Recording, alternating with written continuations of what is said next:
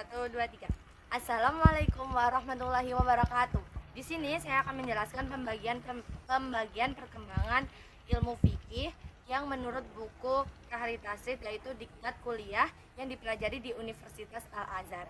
Nah, yang dipelajari di Universitas Al-Azhar ini ada 4 periode.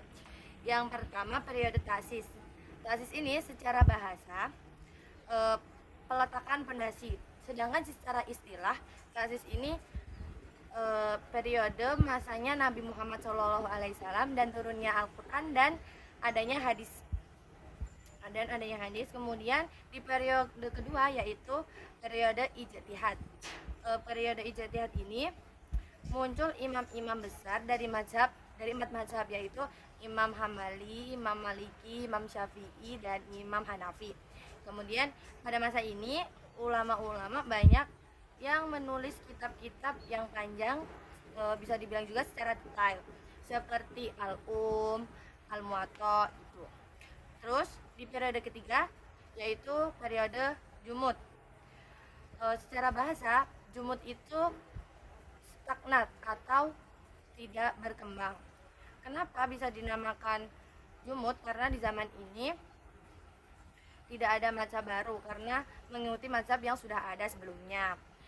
Dan di sini di periode ini metode penulisan kitab ini secara matan, secara ringkas gitu, bisa dibilang tidak efektif. Di periode 3 ini kitabnya tidak efektif karena matan harus disyarahkan, kemudian syarahnya lagi disyarahkan lagi, jadi matan ini tidak efektif. Nah, pasti ada yang bertanya-tanya, lah kok sekarang kita belajar matan? Nah, matan ini bisa efektif kalau hafal matannya dan paham syarahnya.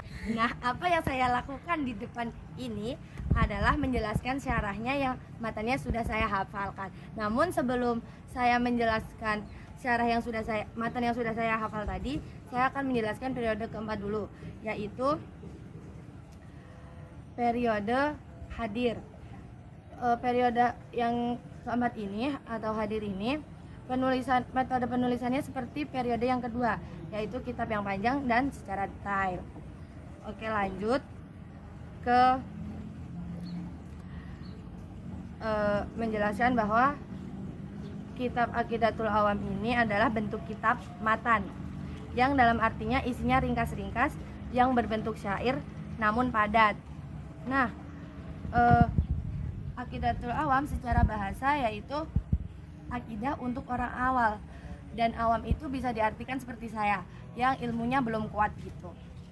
Terus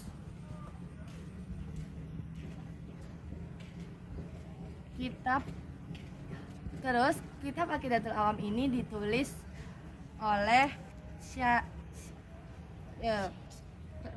kemudian kitab Aqidatul Awam ini ditulis oleh Syadid Ahmad Marzuki. Nah, gitu. Terus saya akan membacakan bait pertama dan kedua dari kitab Aqidatul Awam ini. Abda'u bismillahi warahmani wabirrahimi daimil ihsani. Itu bait pertama. Terus yang kedua, alhamdulillahil qadimi awali al akhiri baki bila tahawuli. 1, 2, 3. Abda'u bismillahirrahmani wabirrahimi daimil ihsani alhamdulillahil qadimil awwali al akhiril baki bila tahawuli. Nah, terus di bait pertama itu ada kata-kata Ar-Rahman wabirrahim. Nah, Ar-Rahman ini sifat pengasih Allah yang diberikan pada seluruh manusia. Sedangkan Ar-Rahim ini sifat penyayang yang Allah berikan kepada umat Islam saja. Nah, kemudian di bait pertama juga ada kata daimil ihsani. Daimil ihsani ini kan artinya senantiasa berbuat baik. Tapi kenapa harus ada kejahatan kan? Sebenarnya sesuatu baru bisa diketahui ketika ada lawannya. Namun jika tidak ada lawan, maka sesuatu itu tidak ada atau tidak diketahui. Gitu.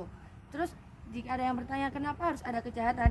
Ya karena agar kebaikan Allah diketahui, dan pasti ada rahasia yang tidak kita ketahui oleh kita. Gitu. Terus di bait salah. Contohnya salah, Cindy. Lanjut aja. Ini udah 6 menit, Eman. Nah, di bait pertama itu ada kata daimil ihsani, yang artinya senantiasa harus berbuat baik. Jadi sesuatu baru bisa diketahui jika sesuatu baru bisa diketahui jika ada lawannya. Namun jika tidak ada lawannya, maka sesuatu itu tidak ada atau ada namun tidak diketahui. Terus kenapa harus ada kejahatan? Ya karena agar kebaikan Allah diketahui, dan pasti ada rahasia Allah yang tidak diketahui oleh kita. Contohnya di sini tuh ngerasa nggak favorit, tapi kata Ustadz Budi kita di sini tuh favorit. Kenapa bisa begitu? Karena kata Ustadz Budi di sini cuma ada satu angkatan, satu kelas. Nah, jadi kita nggak ngerasa kalau kita itu favorit, tapi sebenarnya kita itu favorit gitu. Itu kan? Ya. Terus habis itu